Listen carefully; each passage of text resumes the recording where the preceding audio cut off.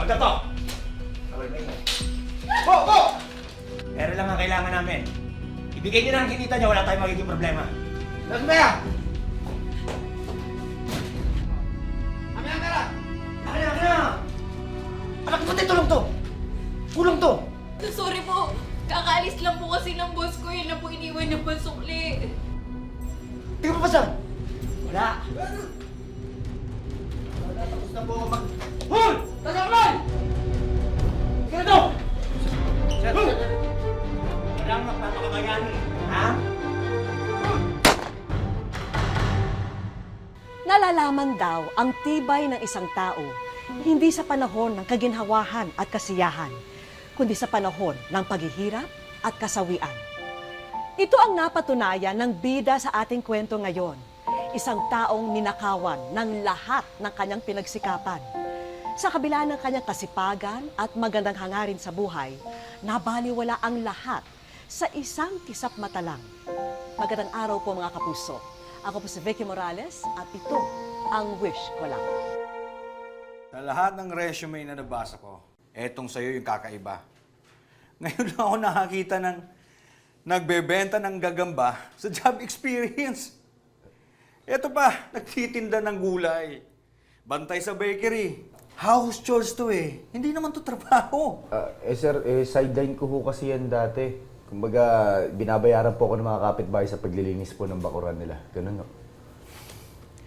Eh bakit naman ata lahat ng trabaho pinasok mo na? Sir, yung katulad po nagbebenta po ng mga gagamba, ng gulay, yun po kasi yung kinikita ko ho doon, na yun po yung pinambabaon ko nung elementary ako. Tapos nung nag-high school naman po ako, yun naman pong paglilinis ko ng bakuran, tapos yung paggagapas. Yun po yung pinambabaon ko. Bilib ako sa'yo, bata. Masipag ka. Unang trabaho ba to?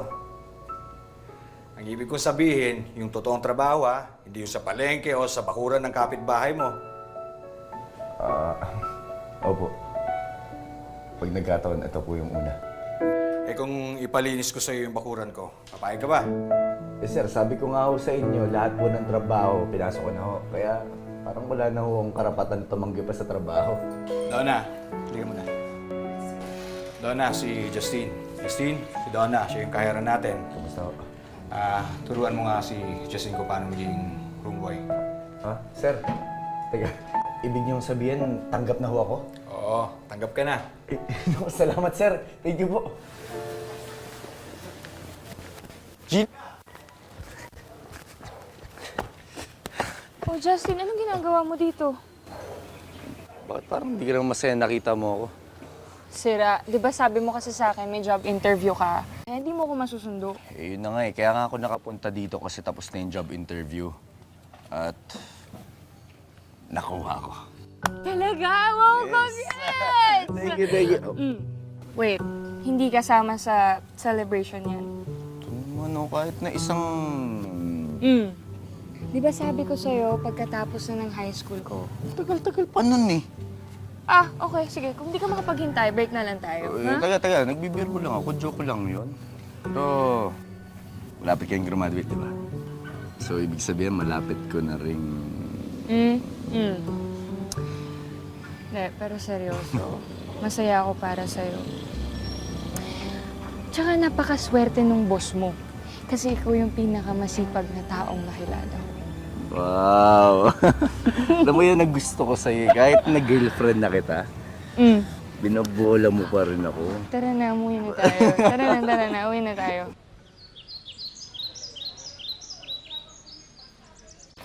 O anak, hindi ka pa ba tapos yung sa assignment mo? Bilisan mo dyan, kakain na tayo. Nay! Tay! Seryoso ka bata to. Ano ba yan? Bakit ka pa sumisigaw? No, pasensya no. May good news lang po ako. Ano yun? Nay, may trabaho na ako, Nay. May trabaho ka na, anak! Tapos na naman sa Diyos! Ay, may trabaho na, anak mo! Oh, congrats anak! Ito ba yung sa hotel? Opo, Tay. Ang totoo nga po niyan pareho pa po kami ni Christian nakapasok doon. Naku, mabuti naman, anak. Hindi ba siya din yung nagyaya sa'yo na mag-apply? Opo, Nay. Siya po yan. Nay, Tay. Umpisa pa lang po ito ng swerte natin. Kapag nakaipon na ho ako, Eh di, magbabalik na po ako nun sa pag-aaral. Magka-college po ako at pagka nakatapos po ako, pinapangako ko po sa inyo, giginhawa po ang buhay natin. Promise po yan. Sana nga, anak. Sana nga. O siya, halika na. Kumain na tayo at alam yung gutom ka na. Diyon, Umupo ka na. nag-aaral ka ba mabuti? Opo. Ha? Kaya halika na. Ano yung assignment?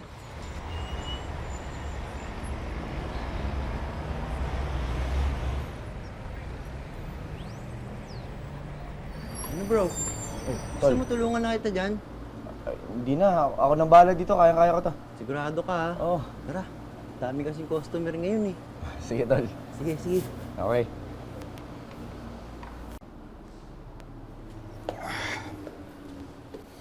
Sir, magandang gabi ho. Gandang gabi rin. Sipag mo ah. Mukhang overtime ka na naman. Nako, Parang ay... tapos na shift mo, di ba? Opo, pero sayang po kasi yung kikitain ko pa po sana. Kaya yun, OT na naman po. Magpahinga ka naman, baka magkasakit ka niyan. Ano, sir, ako pa ba? Eh, sanay na sanay po ako mapagod. Ako na po bahala, sir. Thank you. Sige, sige. Sige po. Siya nga pala. Po. Pwede ka bang pumunta sa bahay bukas? Sige na po. Okay, okay na po. Bibigyan kita racket. Magpapalinis ako ng bahay. May mga bisita kasi akong darating. Sige po, sir. Ako na akong bahala doon. Lilinisin ko. Sige, salamat ah. Thank you rin po, sir. Madaling nakuha ni Justin ang loob ng kanyang amo dahil sa kasipagan at pagmamahal niya sa trabaho. Kaya para matulungan din siya, sa halip na ibayad sa iba ang pagpapagawa o pagpapalinis, kay Justin na inaalok ito para dagdag kita nga naman ito sa binata.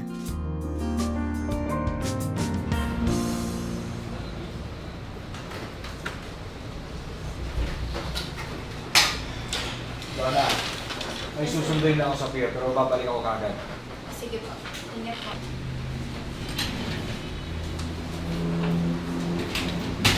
Siya nga pala, si Justin. Nasa likod po. Ginagawa po yung aircon. Okay, ano muna bahala rito ah. Sige po, sir. Ingat po.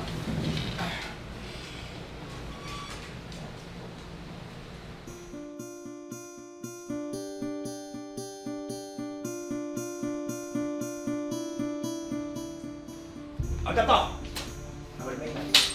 Po! Po! Alam ka sa akin kumaini. Pero lang ang kailangan namin. Ibigay niyo na ang kinita niya, wala tayong magiging problema. Amin ang pera! Tapos ba yan?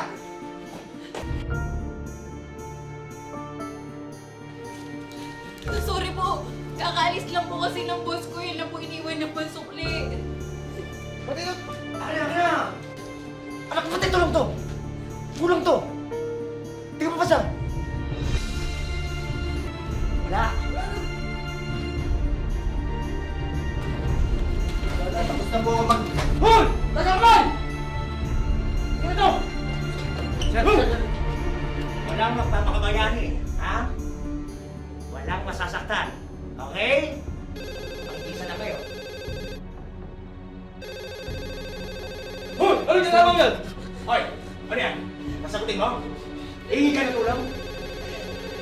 Ha? Kailangan natin dagdagan to. Paano yan? Hindi kami natin. Ano? Sumibat na tayo. Anong sumibat? Akitin natin mga kwarto sa taas. Meron pa tayo makukuha ron. Dahil kwarto dito, paano natin malalaman kung may mga tao? Hoy! Luko! Hoy! Ano na? Gusto na! Tulong! Ayun na! Christian! Christian! Ah!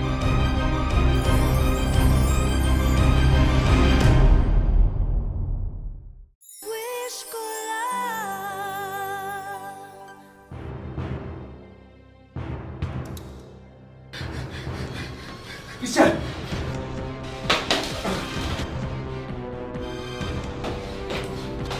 Ah!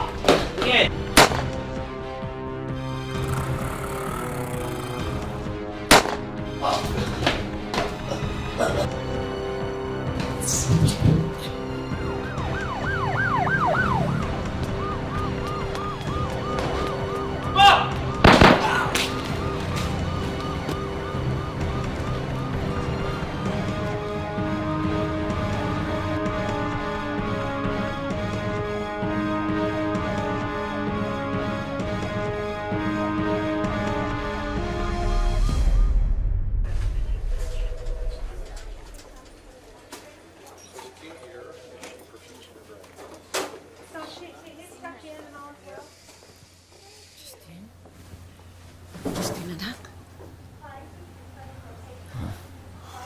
Salamat sa Diyos at nagising ka na.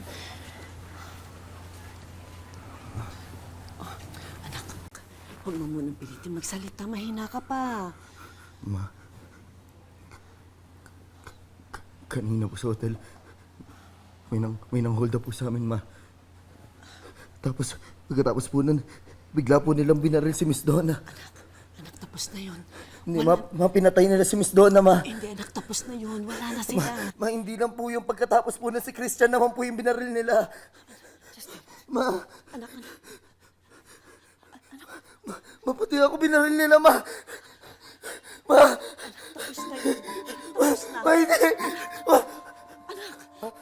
Anak, Diyos ko, ano nangyayari sa'yo? ma, bakit hindi ko magalaw yung paa ko? Bakit hindi ako magalaw, ma? Ano nangyayari, ma? Ma, ano nangyayari sa akin? Ma, tulungan mo. Ma, hindi ko magalaw yung hindi ko. Ma! Tulungan niyo kami, Nurse! Tumama sa spinal cord mo ang bala, Mr. Makalintal, which affected your motor function. I'm sorry, hindi ka na makakalakad.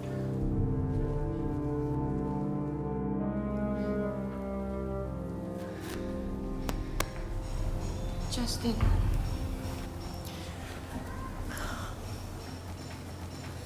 Gina. Naiwan ko muna kayong dalawa. Narinig mo naman siguro yung sinabi ng doktor, di ba? Baldado na ako. Justin, huwag mong sabihin yan. Hindi na tayo bagay, Gina. Huwag mong isipin yan, okay? Para sa akin, ikaw pa rin yung pinakamasipag kong boyfriend. Yung kaya lahat ng trabaho. Paano ko na magagawa yun ngayon? Hindi kalahati nga ng katawan ko, di ko na maikot. Okay, hindi kita pababayaan, naalagaan kita.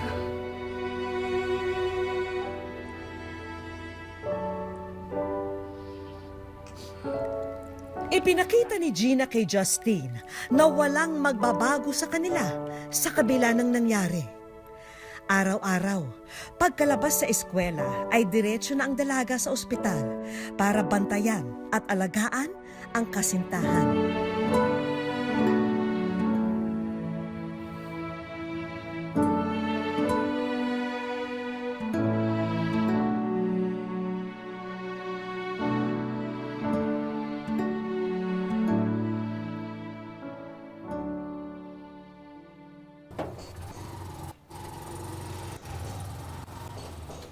Ay, okay, nabayad daw.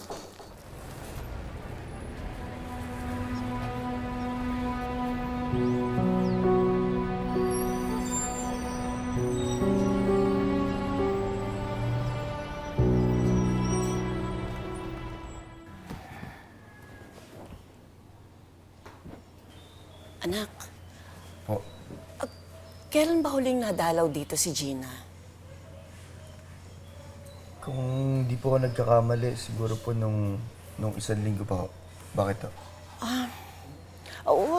Wala naman. Hindi ko na lang kasi siya nakikita dito eh.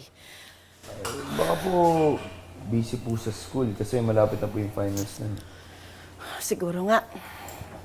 Ma, hindi ka ba sinasabi sa akin?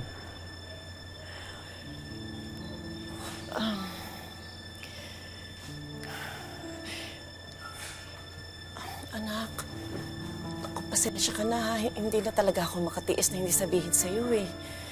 Si Gina, nakita ko siya may kayakap na ibang lalaki.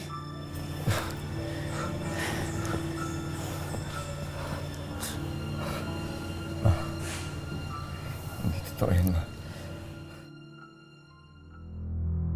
Tinamaan ng bala ang spinal cord ni Justine, kaya paralisado na siya habang buhay. At sa panahon ng kanyang labis na kalungkutan, dito pa siya iniwan ng babaeng inasahan at minahal niya. Justin, kamusta ka na?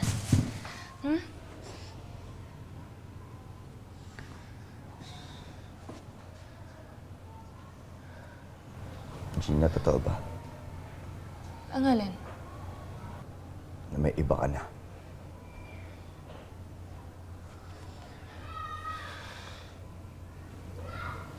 Bakit di ka makasagot? Kasi totoo, di ba?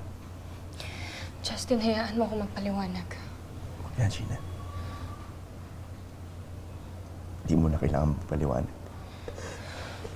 Hayaan mo ako magpaliwanag. Umalis ka na. Justin, hayaan mo ako magpaliwanag. Umalis ka na, Gina. Pinilit kong magpakatid. Umalis ka na! Umalis ka na! Justin, pinipilit ko naman eh. Napagod lang ako, Justin. Umalis ka na. Gina, umalis ka na. Hindi Justin. na kita kailangan sa buhay ko. Hayaan mo. Justin, tama na yan. Umalis ka na nga! Ba't ba kayo umalis? Hindi na kita kailangan. Kung ayaw mo sa akin, ayaw ko rin sa'yo.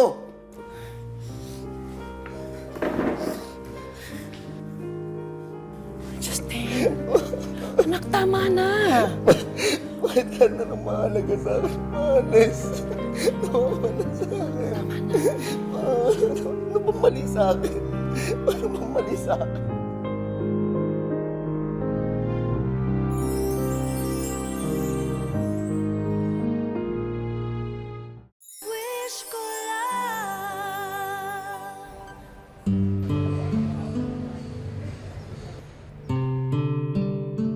Kuya! Masaya nga, nakabalik ka na, kuya. Kuya, tignan mo, ginawa ko para sa'yo. Naku anak, lahat naman tayo masaya kasi nakauwi na ang kuya mo. Kaya dapat, alika, magpasalamat tayo sa Diyos. Halika. Justin. Justin, anak, halika.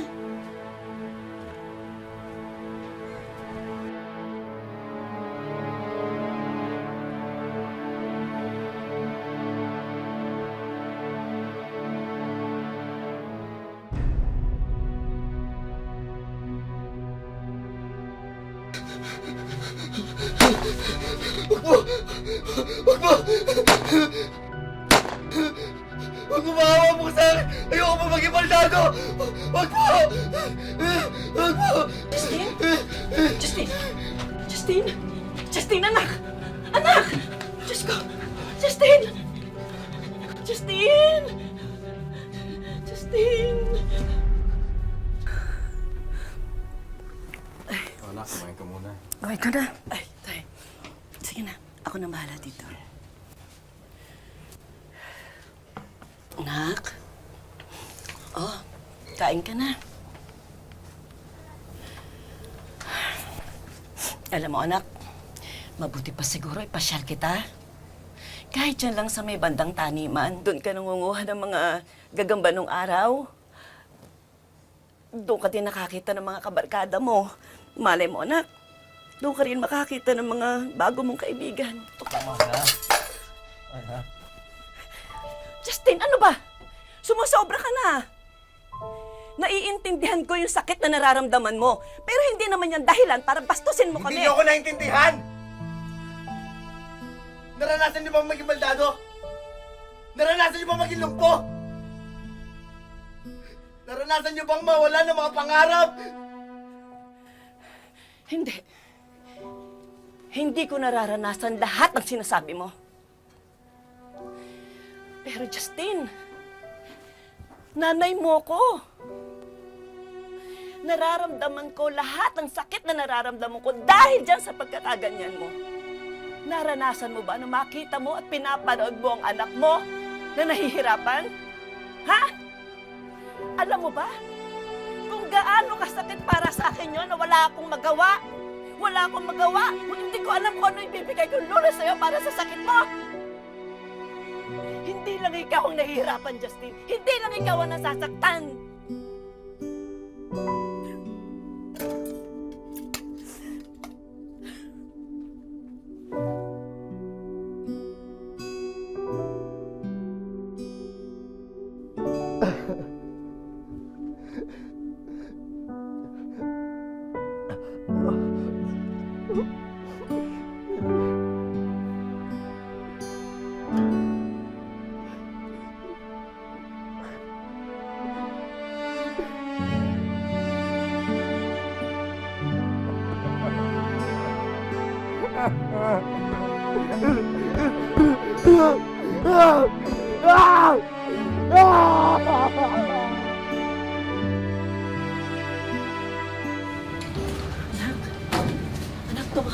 Pulis, nahuli na daw nila yung isa sa mga huldapan na nakabaril sa'yo.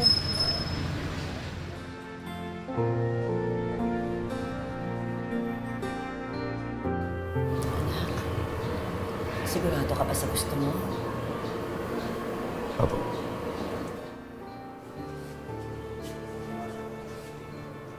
Isa ka sa mga umundap sa amin, di ba?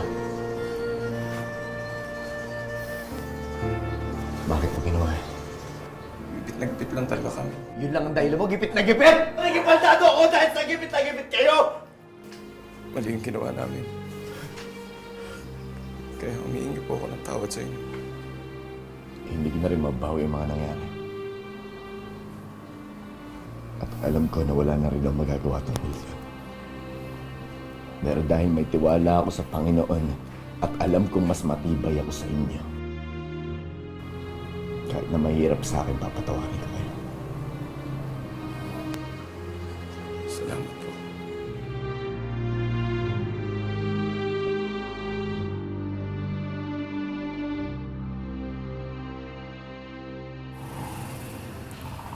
Ma? Oh, bakit ka umiiyak?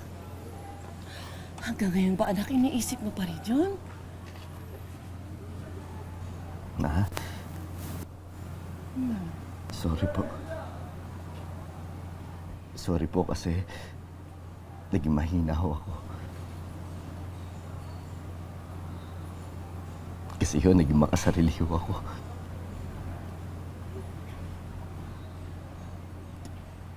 Hindi ko naisip na ako lang po yung nahihirapan. Na hindi lang po ako yung nasasaktan. Alam ko po, Ma, sa tuwing pinapahirapan ko po yung sarili ko,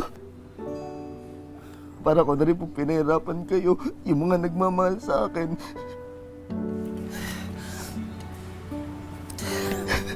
Pero alam mo, Ma,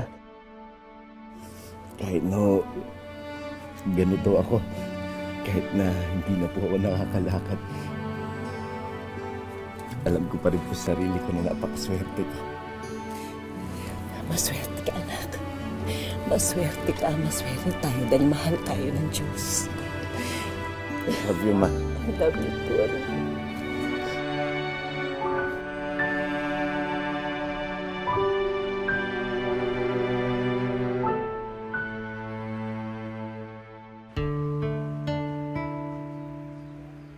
Eto na ngayon si Justin. Sa 4 na sulok ng silid na ito, umiikot ang kanyang maghapon. Sa sitwasyon ko po ngayon, napakahirap po talaga. Halos kalahati po ng katawan ko, hindi ko po masyadong napapakinabangan. Simula po dito pababa, hindi na po siya naigalaw. Hindi po siya nakakaramdam. Buong araw nakatutok sa pagbabantay kay Justine, si Nanay Fidela. Sa kanya raw kasi nakaasa ang binata dahil limitado lang ang pagkilos niya. Kailangan po kasi ako ng anak ko dahil iniisip ko po bukas ng alawa sino po maglilinis sa kanya. Sino po magpapalit ng diaper sa kanya. Kailangan ko po maging matatag. Kailangan ko po laging unahin ang anak ko bago po ang sarili ko. Dahil palaging nakahiga, nagkaroon na ng mga bed sore o mga sugat sa likod si Justine. Dagdag pahirap pa ito sa kanya. Mama, nagpapasalamat daw sa iyo, Mama. Salamat, Mama, hindi mo pinababayaan. Kahit minsan nagiging mainitin yung ulo ko.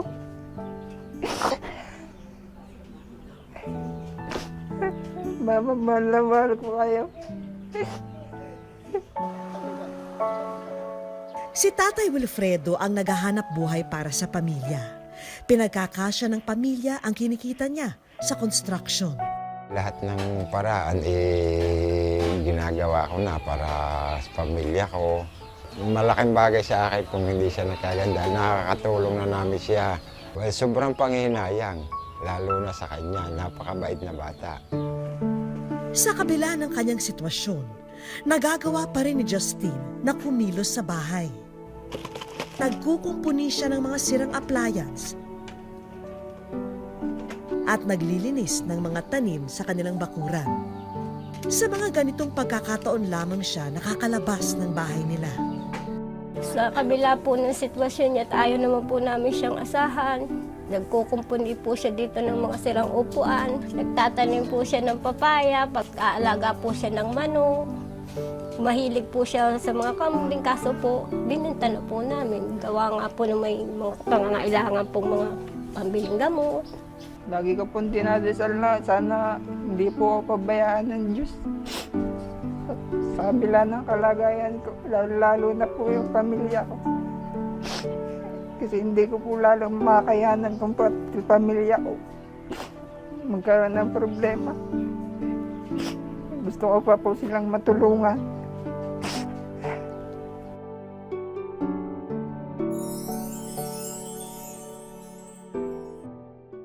Sa aming pagbabalik, Justin, ikaw ay nasa wish ko lang. Hindi ko po inaasahan na mangyayari yung inaasam ko.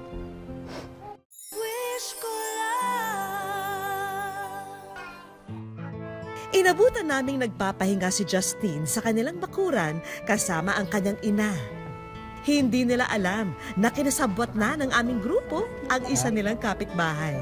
Kunwari kasi magpapagawa siya ng sirang radyo sa ating bida.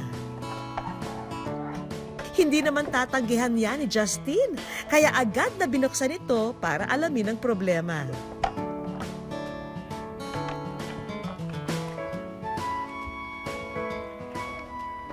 Justin, ikaw ay nasa wish ko lang. Masaya po. Hindi ko po inaasahan na mangyayari yung inaasam ko. Akala ko hindi po mangyayari. Niyaya na namin sina Justine, pati ang kanyang pamilya, para malaman na nila ang naghihintay na sorpresa.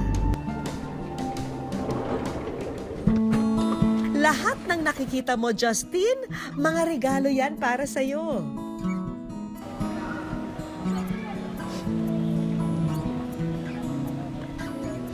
Nabanggit ni Nanay Fidela na nahihirapan ka na raw sa higaan mo. Kaya narito na ang handog naming specialized cooling mattress para hindi ka mainitan at hindi na dumami pa ang sugat mo sa likod.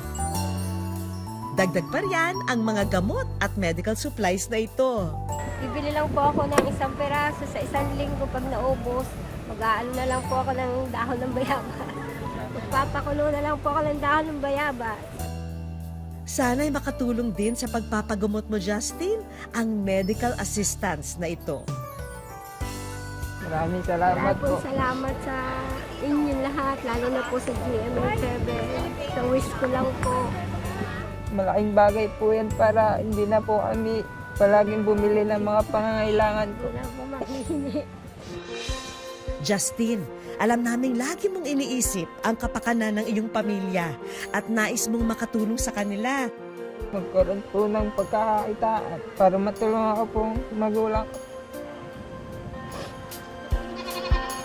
Para naman sa naudlot mong pag-aalaga ng hayop noon, hindi na problema yan. Maraming salamat po. Maraming salamat po sa tulong na binigay niyo sa amin. Papasalamat ko ako na marami sa inyo dahil napagbigyan niyo ng kahilingan ng anak ko. Ang buhay ni Justin ay isang paalala sa ating lahat na kung hindi man matupad ang lahat ng pangarap, hindi ito dahilan upang sumuko.